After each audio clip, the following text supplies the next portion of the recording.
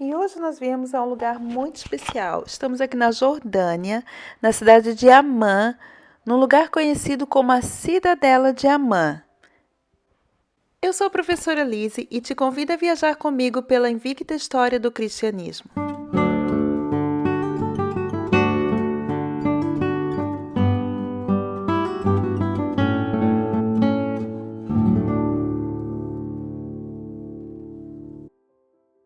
E já na entrada da cidade, a gente consegue ver aqui por essa pedra a importância que ela teve.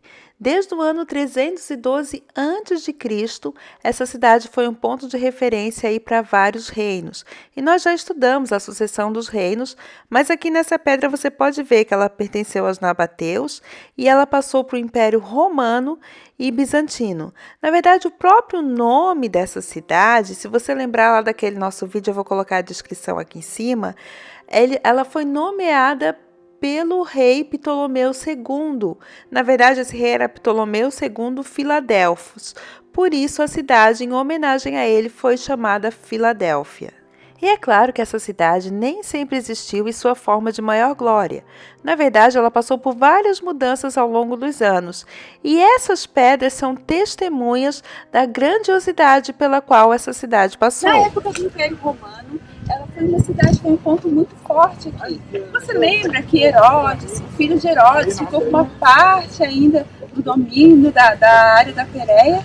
Pois essa parte aqui fazia parte do período dele. E ali embaixo nós já podemos ver um teatro romano. Olha só, vem cá comigo, vem ver esse teatro romano que interessante. Daqui de cima nós vemos. E nós vemos então como Roma teve uma influência fortíssima nesse lugar e como estabeleceu aqui a sua cultura e o seu domínio.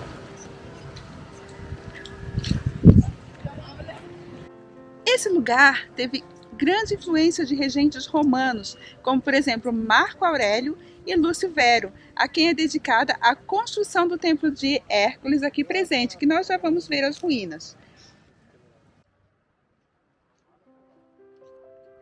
Então aqui você pode ver o templo de Herodes, as ruínas dele. E esse lugar é um lugar maravilhoso, é um lugar fantástico, é um lugar onde você volta no tempo. Na verdade, eu acredito que a Jordânia ela tem esse encantamento. Por quê? Porque ela é algo que está no presente, mas conserva muito do passado, inclusive nos costumes do povo. Então é um país onde você pode andar e você pode, de certa forma, voltar no tempo. E aqui você vê as ruínas de uma grande construção que foi.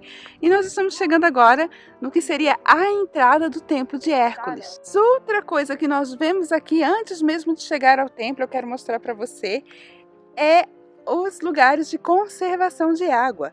A Jordânia, ela é estabelecida praticamente no meio de um deserto. Então, a conservação da água sempre foi muito importante. E aqui na época de toda essa construção, de toda essa glória dessa cidade, eles tinham aí lugares para colher a água da chuva, para garantir que a população ia ter água suficiente para a sua subsistência. E uma coisa muito interessante de todas as civilizações antigas é a necessidade de fortificação. E aqui não é diferente. Aqui nós temos o período romano, 63 a.C. a 324 depois de Cristo. E durante esse período foram feitas as fortificações.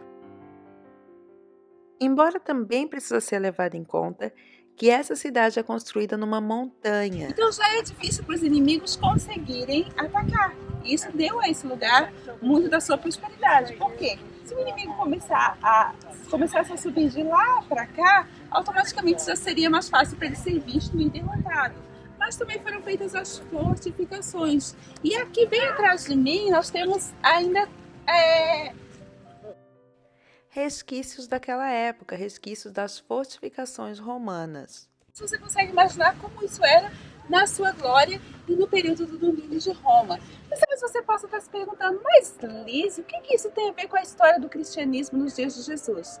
Na verdade, essa cidade não tem nada de especial daquele tempo, mas ela nos mostra como Roma dominou essa área, porque exatamente no tempo de Jesus, essa cidade estava aí no seu auge do Império Romano e a gente vê as grandezas de Roma aqui nesse lugar. E também nós vamos ver aqui uma coisa muito interessante.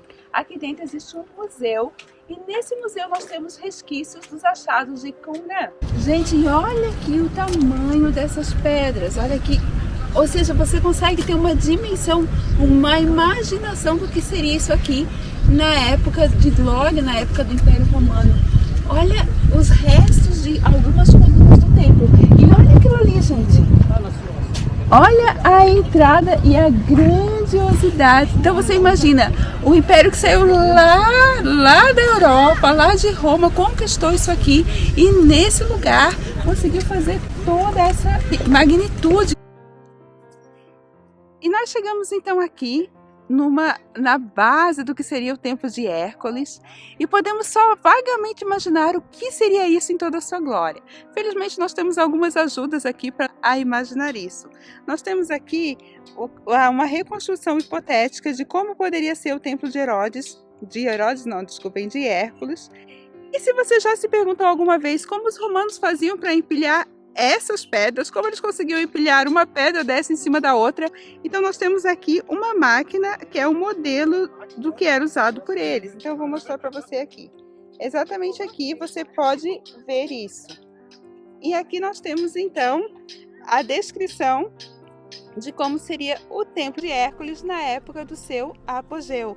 Ele foi construído no ano 161 depois de Cristo. Então nós vemos que a Judéia perdeu, houve a diáspora dos judeus, mas o Império Romano continuou aqui por muito tempo ainda.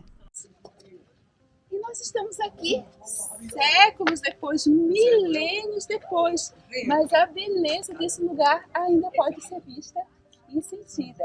E nós já vamos chegar no Museu Arqueológico, onde nós vamos encontrar os restos, os achados de Qumran.